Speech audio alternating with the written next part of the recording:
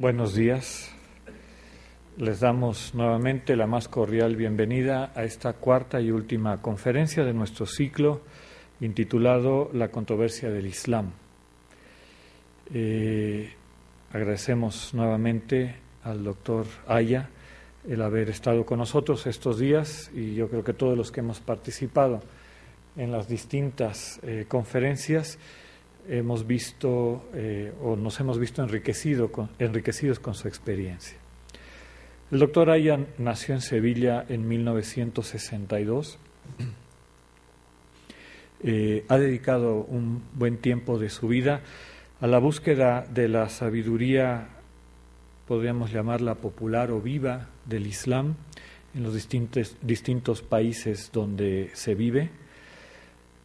Nos comentaba que ya tiene casi 1000 grabaciones de estos sabios de a pie, en donde él siente y percibe que está presente esta intuición de Mohammed. Es autor del libro El secreto de Mohammed, que tenemos aquí en Gandhi, si alguno de ustedes quiere pasar a adquirirlo. También es coautor con Javier Picasa del Diccionario de las Tres Religiones. Se encuentra en imprenta por Verbo Divino. Y también pronto El Islam descristianizado por editorial Herder. Tiene además 10 libros publicados de poesía japonesa, que es su trabajo académico también. Tiene un blog en Religión Digital titulado El alma del haiku, y ha estado impartiendo más de 60 conferencias en universidades como las de Sevilla, Barcelona, Albacete, Cuenca, Oviedo, Salamanca, entre otras. Fue parlamentario del Fórum de las Religiones en Barcelona y es profesor de la Universidad Nacional de Educación a Distancia en la Cátedra de Cultura y Civilización Islámica desde hace 4 años. Es nuevamente un gusto darle la palabra al doctor Aya. Muchísimas gracias. Cuarta y última conferencia de este ciclo que nos autopropusimos con el título de La controversia del Islam. Ya hemos visto que efectivamente el Islam es un hecho controvertido y que cualquier intuición de cualquier musulmán enseguida va a encontronarse, va a chocar con algún otro tipo de concepción de otro musulmán sobre el mismo aspecto, el mismo tema. Y la conferencia que hoy tocaba decía el yihad y las justificaciones islámicas de la violencia. En el subtítulo yo intenté hacer el siguiente extracto. ¿Justifica el Islam el uso de la violencia? Si es así, ¿en qué circunstancias y con qué limitaciones? ¿Fue violento el profeta Muhammad? ¿Predicó el perdón? Se estudiará el tema de la tolerancia con otras religiones, el asunto de la conversión forzosa y del castigo de la apostasía, la permisión del tiranicidio, y si todos estos aspectos o alguno de ellos tiene que ver con el Corán. En definitiva, ¿justifica el Corán el asesinato de seres humanos en algún caso? Bueno, yo creo que cargué un poco la mano cuando se me ocurrió que en 2 horas pudiera trabajarse todas estas cuestiones. Lo que sí es muy importante es empezar, para que no se desequilibre todo lo que va a venir luego, hablando de perdón, hablando de paciencia ante las ofensas y hablando de tolerancia. Porque muchos creen que el perdón pertenece solo a la religión, por ejemplo, cristiana, que evidentemente le pertenece. Pero no muchos saben que el profeta Muhammad recomendó muchas veces poner la otra mejilla, recomendó muchas veces perdonar al enemigo. Y hay hadices de una validez incontestable, como responde a una mala acción con una buena acción, y aquel que es tu enemigo será tu amigo. O ese otro que dice, tener buen carácter significa estar cerca de aquellos que te dejan de lado, perdonar a los que te han herido y ser generosos con aquellos que se han portado mal contigo. Este es el Muhammad que que a veces se oculta, ¿no? Y solo sale el otro, el profeta de la guerra. Bueno, vamos a empezar hablando de esto y luego ya matizaremos todo lo otro. En otro hadiz, en otro dicho profético, dice Muhammad: no seáis como la gente que no razona y afirméis que vais a tratar bien solo a los que os traten bien.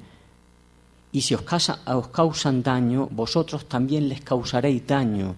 Acostumbraos más bien a hacer el bien si os tratan bien y a no hacer el mal si os tratan mal, al menos a no hacer el mal. Muhammad tiene una vida bien documentada de paciencia ante las persecuciones. Cuando los primeros musulmanes vivieron estas circunstancias de toda una sociedad puesta en pie contra una religión naciente, por el solo hecho de que iba en contra de los intereses económicos de la idolatría de su tiempo, que arrojaban muy buenos dividendos, cuando le insultaban, cuando por la calle le hacían mofa, cuando directamente empezaron las torturas de los primeros musulmanes, sobre todo los que eran esclavos. Hubo muchos esclavos que se convirtieron al Islam en los primeros tiempos, entre otras muchas razones, porque el Islam es igualitario y automáticamente el esclavo se volvía libre. Entonces le decían al profeta: ¿por qué al menos no los maldice? Ya que no tienes fuerza, ya que no tenemos fuerza todavía para atacarle o lo que sea, ¿por qué no los maldice? Y el profeta Muhammad contestaba: no he sido enviado para maldecir a los hombres, sino para bendecirlos, para ser una baraka. El segundo día, el primer día veíamos que era la baraka, eso que hacía fértil la vida, una níama, placer que Dios envía al mundo para que el mundo funcione. Pues eso se administra a través de los profetas, a través de los santos, de los íntimos de Allah. No he sido enviado para maldecir a los hombres. Cuando incluso en cierta ocasión los nobles de Meca mandaron a unos niños de la calle a apedrear al profeta y llegó ensangrentado a su casa de tantas pedradas como le habían dado, el profeta hizo la siguiente petición a Dios. Dijo: oh mi Señor, guía a mi pueblo, pues son verdaderamente ignorantes. No les maldijo, no hizo ninguna clase de no me sale la palabra, no se vengó de ellos, etcétera, etcétera. Era muy frecuente cuando él estaba haciendo la oración que alguien se riera de él, ¿no? O le tocaban las palmas, o le soplaban, le silbaban. Jamás hay ni un solo hadiz de que el profeta se ofendiera con nadie ni tomara ninguna represalia ante ese tipo de abochornamiento de él en público. Este es el profeta Muhammad, el profeta que cuando después de tener que irse a Medina, de tener que librar batallas, de reconquistar Meca, no se vengó de nadie de los que le habían expulsado, robado las casas o torturado. No hubo represalias cuando volvió a tomar Meca. Y hasta los historiadores más fríos y más objetivos se dan cuenta que esa generosidad del profeta Muhammad solo la puede tener un hombre santo y un hombre con una lucidez especial para guiar a los seres humanos, sin que haya conflicto entre una y otra cosa. Porque para nosotros el que está más cerca de Allah, el que sabe mejor tratar a los seres humanos y gobernarlos, ¿no?, de alguna forma. Allah nos ha prohibido hacer daño a nadie, repetía una y otra vez.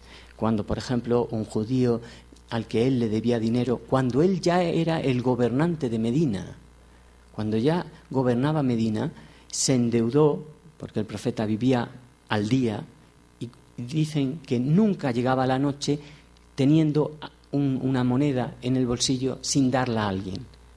Entonces, cada noche empezaba de nuevo su economía, digamos. Pero en cierta ocasión tuvo un problema, tuvo que pedir a un judío dinero. Ese judío, como no se lo lograba, como no se lo devolvía, hizo una cosa extraña, que es que le secuestró en su propia casa. Él y unos amigos llegaron a la casa del profeta Muhammad en Medina y lo encerraron y lo mantuvieron un día entero encerrado y aislado del resto de un día entero. Al día siguiente que lo dejaron libre, el profeta no tomó represalia, no hizo nada, y los compañeros no entendían esta generosidad del profeta Muhammad. Pero si no hubiera sido así de generoso, no habría conseguido formar la umma que formó. Hubiera sido un imperio más personal y basado en el personalismo. Por tanto, empezamos hablando de perdón, de tolerancia, de aguante, de paciencia. Y seguimos hablando de tolerancia, porque la tolerancia va a ser una de las claras, uno de los claros signos de la relación del Islam con otras religiones en el Corán. En el Corán. Por una razón muy sencilla.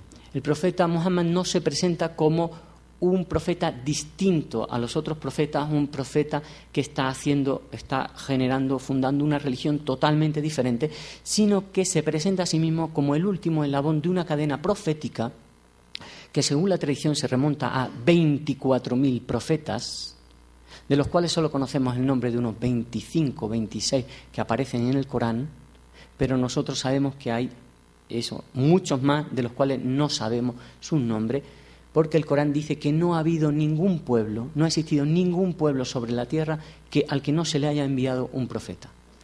Con lo cual, al ser el último eslabón de una cadena, se ve obligado a aceptar la veracidad de todos los profetas anteriores. Y se dice incluso expresamente en el Corán, no sé cómo decirlo, los kufar, los agnósticos, los ateos, los incrédulos, no sé cómo definirlo ahora en una palabra, dicen: a este profeta lo aceptamos, pero a este otro no. Pero los musulmanes aceptan a todos sin excepción. Una de las cosas que más nos impresiona, bueno, esto me iría por otro tema, ¿vale?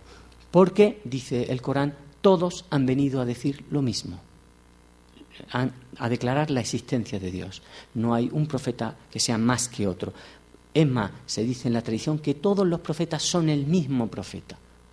Que todos son el mismo profeta. Que Allah, que Dios, repite indefinidamente la oportunidad al ser humano de la profecía, de encontrar la huda, el camino hacia él, ¿no?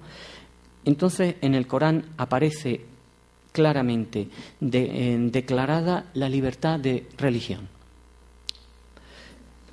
Aparece, por ejemplo, en el Corán 18:29, la certeza ha llegado de parte de vuestro sustentador. Así pues, que quien quiera, crea, y que quien no quiera, no crea. Corán 22:67, hemos asignado a cada comunidad formas diferentes de adoración que tienen que observar, forma diferente, o sea, que tienen que observar, y todas vienen de Allah. Así pues, esto ya se va del tema. En otra ley coránica, en otro versículo, se dice: a cada uno de vosotros os hemos asignado una ley y un modo de vida distintos. Si Allah hubiera querido, ciertamente os hubiera hecho a todos una misma comunidad. Pero Él dispuso así las diferencias para probaros. Así pues, competid, pero competid en las buenas obras. No competid en las ideas. Yo tengo razón, mi dogma es mejor que el tuyo. Competid las diferentes comunidades, pero en las buenas obras. Corán 5:48. Con esta base coránica, con esta lógica inicial del Islam, de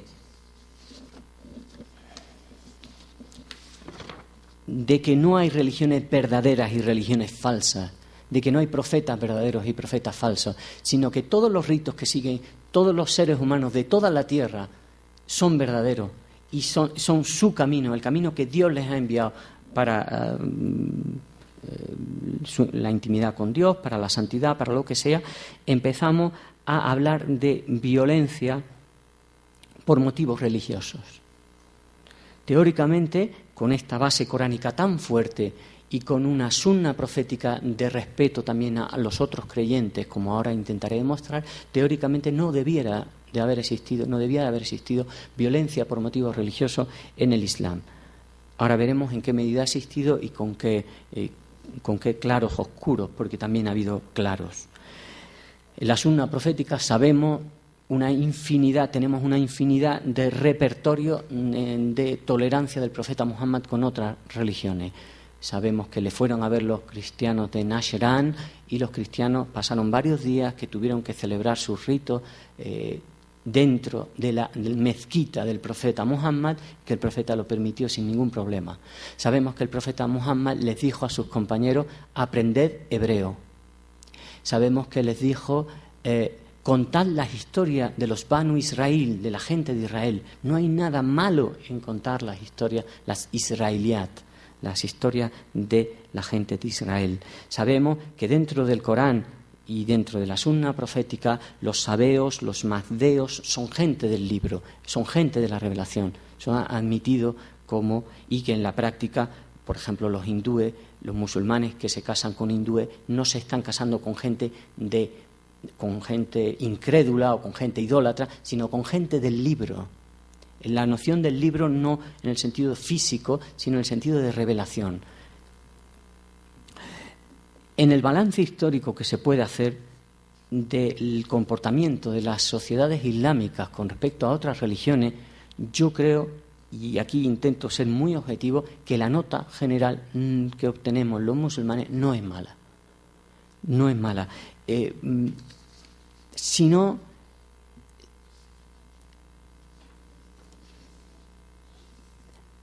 observemos cómo, por ejemplo, los Balcanes, durante más de 300 años de dominación turca, sigue habiendo una mayoría cristiana.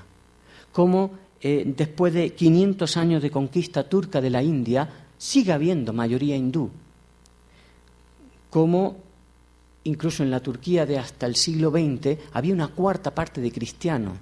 En Irán hay la comunidad judía más grande del Próximo Oriente, exceptuando el Estado de Israel, por supuesto, está en Irán.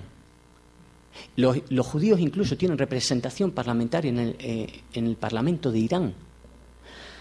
Las comunidades cristianas de Egipto, Siria, Líbano, Jordania, Irak son célebres. No quiere decir que siempre las relaciones hayan sido armónicas, pero al menos algo quiere decir que en tierra islámica hayan conseguido vivir comunidades de otras religiones y hayan conseguido prolongarse en el tiempo. Las comunidades judías de Túnez, del Magreb. ¿A dónde fueron los judíos cuando los expulsaron de Europa? Fueron a la tierra islámica y fueron acogidos. No quiero crear un panorama demasiado simple, ¿no? Con toda seguridad ha tenido que haber algún tipo de problema, pero ahí están esas comunidades, ahí están los zoroastrianos en Irán todavía, si no fuera porque es un régimen islámico, y dentro de los regímenes islámicos está muy claro el concepto de la protección de la minoría étnico-religiosa, muy claro desde el tiempo de Muhammad.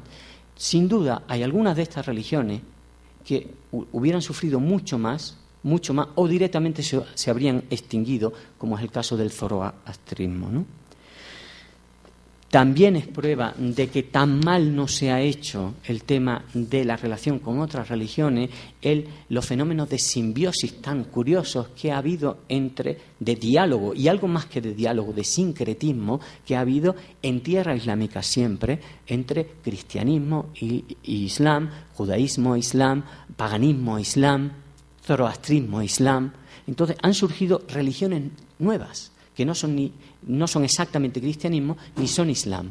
Por ejemplo, los drusos, los alevíes, los yazidíes, los adoradores del diablo, los mandeos. Todo esto son formas religiosas que se han podido dar porque ha habido un efectivo trasiego de información entre el islam y otra serie de comunidades religiosas, y nadie ha controlado lo que ahí estaba pasando. Ni se ha querido controlar, ni se ha extirpado a estas comunidades. Especial caso, por supuesto, son el de los sufíes de sitios marginales, los bektasíes, los calandaríes de Asia, que ya son absolutamente casi idénticos en ocasiones a yogis y otra serie de fenómenos como el sijismo, por ejemplo. ¿El sijismo qué es? ¿Hinduismo o islam? Nadie lo sabe. Cuando el fundador de los Sij se murió, los musulmanes, que eran discípulos suyos, querían enterrarle por el rito islámico y los hindúes por el rito hindú. pero ambos se llevaron una sorpresa cuando descubrieron que el cadáver se había transformado en un montón de flores. Al menos eso dice la tradición.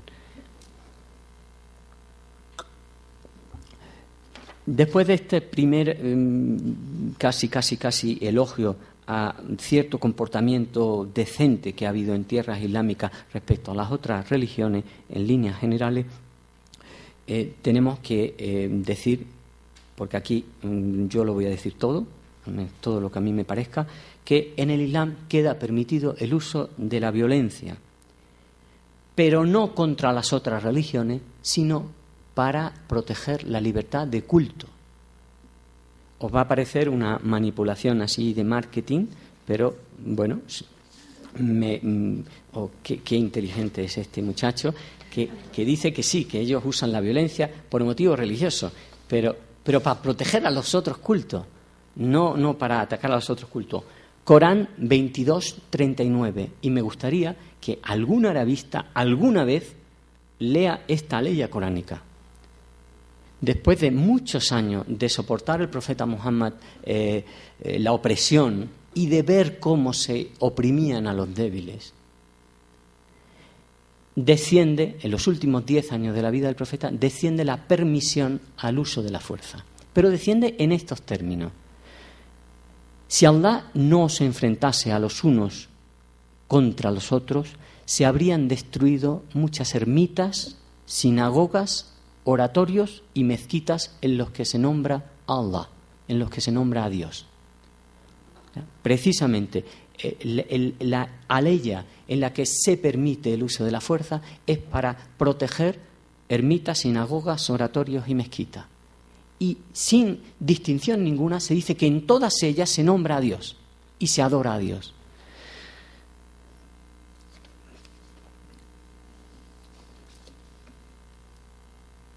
Primer punto, entonces, violencia por motivos religiosos contra otras religiones, no en absoluto, al menos en teoría, al menos en el Corán, en la Sunna, y todo lo contrario. Se puede ejercer la violencia para proteger a las otras religiones. 2. Violencia contra los que no creen. Son los musulmanes violentos contra los incrédulos, los paganos, los ateos, etcétera, etcétera.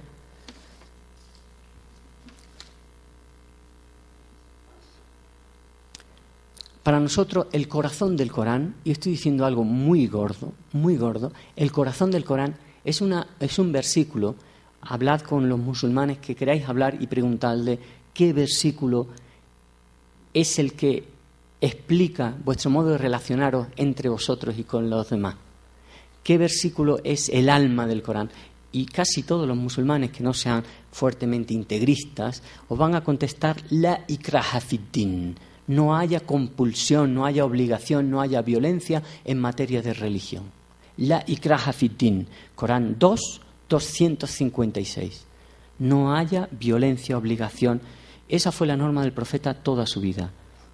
Y continúa diciendo el Corán: si Allah hubiera querido, habrían creído todos los seres de la tierra. ¿Puedes tú forzar a que crean los que Allah no ha forzado a que crean? Corán 10:99. ¿Puedes tú forzar a que crean los que Allah no ha forzado a que crean? Entonces, la violencia contra los que no creen no tiene sentido desde un sentir islámico, no tiene lógica islámica, porque no es el hombre el que lleva la religión, no es el hombre el que hace que los demás comprendan a Allah o se sometan a Él o se abran a Él. Cualquier tipo de religiosidad depende de Allah, no depende de nosotros. Nosotros todo lo más estamos para responder a las preguntas del que necesita respuesta, si es que las tenemos, pero nunca y bajo ningún concepto para convertir a los demás. Ese mito de los musulmanes convirtiendo a fuego y espada, cruzando las tierras con sus caballos y con sus espadas, haciendo que la gente se sometan al Islam, o si no, yo creo que pertenece a otro tipo de imaginario que desde luego no es el islámico. Y también de esto quisiera hablar hoy en algún momento. Por tanto, la violencia contra los que no creen, al menos en el Corán, en la Sunna de Muhammad, no aparece justificada. y contra los apóstatas. Aquí ya hay que entrar un poquito más en materia. Contra esos musulmanes que en algún momento han aceptado el Islam y en otro momento han dicho, ya no soy musulmán. Bueno, yo creo que aquí hay una fuerte malinterpretación, pero muy interesada y alimentada por esos poderes que no son legítimos en el Islam, pero que se dicen legítimos y que al final se han quitado a disidentes políticos con la excusa de que son herejes o apóstatas. Si uno ve la historia, ya veremos cómo aparece la apostasía en el Corán y cómo aparece en la Sunna de Muhammad. Pero si uno ve la historia, sí, hay muy frecuentes condenas a alguien o a un grupo humano de zindik o de apóstatas, ¿no? De ridda, ¿no? Pero qué casualidad que casi siempre es un grupo que es contestatario con el poder, contra el sultán o contra el imán o contra el califa. Casi siempre es un grupo políticamente problemático. Entonces, es mucho más fácil decir, habéis abandonado el Islam, que aquí hay una disidencia interna de nivel político, vamos a resolverlo en nivel político, sobre todo en gobiernos que son claramente tiránicos. Frente a esa historia plagada de momentos en los que a algún grupo humano se le ha acusado de apostasía y se le aplica una pena, está el Corán, donde no solo he dicho que se respeta la libertad de conciencia, sino que sabemos de judíos, por ejemplo, que en el primer tiempo, en el primer entusiasmo, se hicieron musulmanes y luego dejaron de ser musulmanes. El profeta lo permitió. Sabemos de mujeres que estaban casadas con un musulmán y se hacían musulmanas y luego se divorciaban y se casaban con un idólatra y dejaban de ser musulmanas. Y el profeta lo permitió. Jamás en todo el Corán aparece ni una sola condena a muerte ni a nada a un apóstata. Nunca.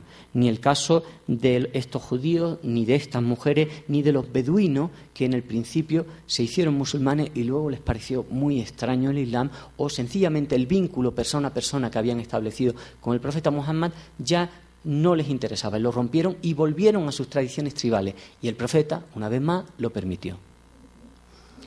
En el Corán, una y otra vez, cuando aparece el tema de la apostasía y aparece gente que dan la espalda, siempre se les dice, anúnciales un castigo doloroso en la otra vida, nunca en esta vida, y mucho menos tómate tú la justicia por tu mano y castígalos. Siempre, una y otra vez, el castigo de la apostasía es, ya se entenderán con Allah en la otra vida. Por tanto, no sé de dónde se saca el que se lo saque, que los apóstatas tienen que ser ajusticiado. No lo sé, o sí lo sé, sí lo sé.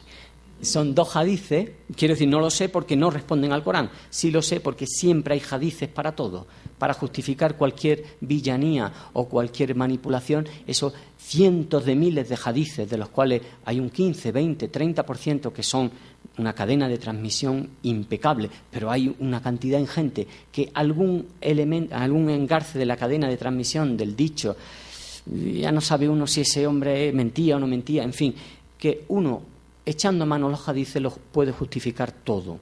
Y aparecen dos hadices de los cientos de miles de hadices que tenemos. Hay dos hadices en los que se han amparado estos gobernantes que querían aplicar la apostasía, o recientemente estos imames que quieren aplicar la apostasía a cualquiera que no entra por su redil.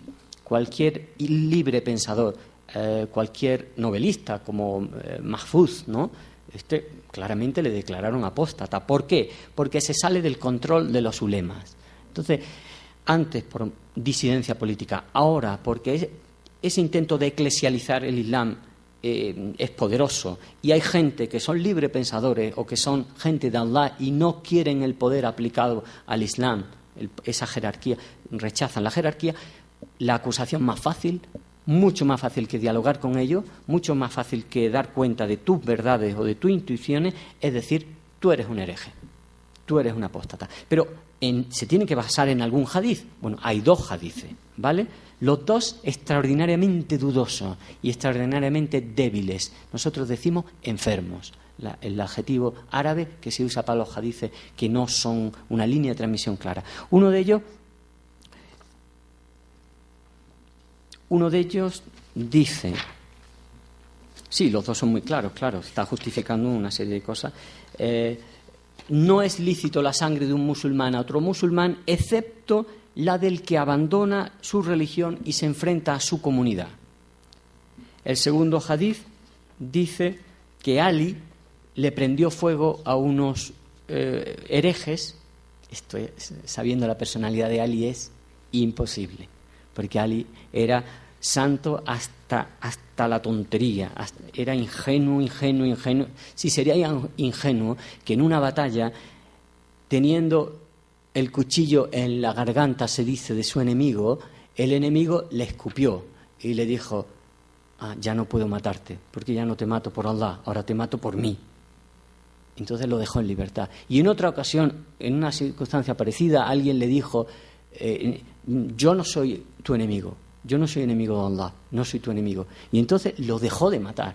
Y en otra ocasión, uno más listo de la cuenta pinchó hojas del Corán en las lanzas, y Ali, que iba absolutamente a arrasar a ese ejército, dijo: no, yo no puedo estar luchando con alguien que dice estar luchando por el Corán. Era un hombre de una ingenuidad espantosa.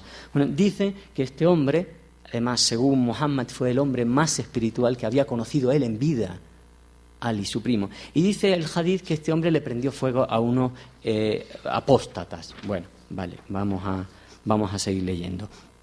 Y sigue diciendo el hadith: pero eso estuvo muy mal hecho, porque el castigo del fuego está prohibido en la sunna de Muhammad. Es verdad, está prohibido, porque es indiscriminado. Y yo lo habría matado uno a uno, como dijo el profeta Muhammad. Al que cambie de religión, lo matáis. Bueno, ¿qué puede tener de verdad estos 2 hadices tan raros, tan débiles, tan manipulados? Lo único que yo, estudiando, he podido ver que tenga algo de sentido es que el profeta les prohibió a los musulmanes tocar a alguien que hubiera dicho la ilaha illallah. Pero a lo largo de la historia, de la primera historia de los musulmanes, muchos se echaron atrás y se pusieron en el ejército del enemigo. Cuando llegaron a la batalla, los musulmanes se vieron en la disyuntiva de tener que guerrear con gente que había dicho la ilaha illallah. Pero claro, por una parte les había dicho el profeta: no podéis tocar a nadie que haya dicho eso. Por otra parte eran los enemigos en guerra. Entonces el profeta, en esas circunstancias, dijo: no, si luchan contra vosotros, sí. Si son apóstatas, sí. Pero ¿qué verbo se está usando para esa apostasía? No es el libre ejercicio del pensamiento.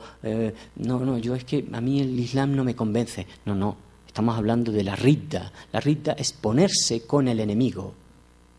Es en una comunidad absolutamente acosada, minoritaria, de esclavos, de gente muy pobre, una mayoría de aristócratas que quieren extirpar el Islam, ponerse con esa mayoría contra la minoría. Eso es la ridda. Irtada y artaddu es ponerse con el enemigo. Por eso ha habido sabios actuales que han intentado matizar, Qaradawi, por ejemplo, que han intentado matizar. Aquí hay 2 cosas. Una cosa es la apostasía privada: a mí no me convence el Islam. Y otra cosa es cuando esa apostasía ya no es privada y uno se vuelve un espía del enemigo, o se vuelve directamente, se pone con el ejército del enemigo. Entonces, matizando eso, al menos se es fiel a en qué sentido el profeta Muhammad permitió que la sangre, permitió que se atacase o que se luchase con alguien que había sido musulmán. No confundamos las cosas y no llevemos conceptos de nuestro mundo a la Arabia preislámica, a un desierto que tiene otro contexto completamente diferente.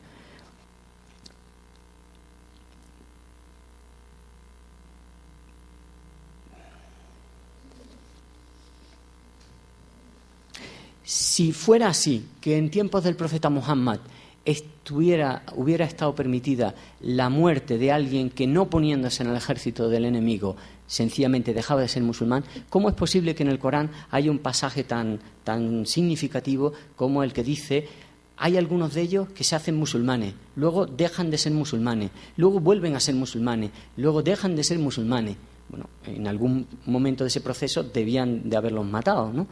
Si tienen tiempo de volver a ser musulmanes después de haber dejado de ser musulmanes, porque al menos el profeta no aplicó jamás la pena de la apostasía, ¿vale? La pena de muerte a los apóstatas. Hemos intentado trabajar las tres áreas donde una violencia por motivo religioso podría tener sentido. La violencia contra otras religiones, la violencia contra los que no tienen ninguna religión y la violencia contra los que, habiendo sido musulmanes, dejan de serlo. No sé si descansamos unos minutos antes de entrar en el yihad, que es un tema bastante complejo. Aprovecho para recordarles que nuestra manera de funcionar, al final vamos a pasar unas hojitas para los que tengan preguntas, dudas, algo que quieran que se comente, y si pueden empezar a formularlas, escribiéndolas, y luego las vamos a recoger hacia el final de la charla. Gracias.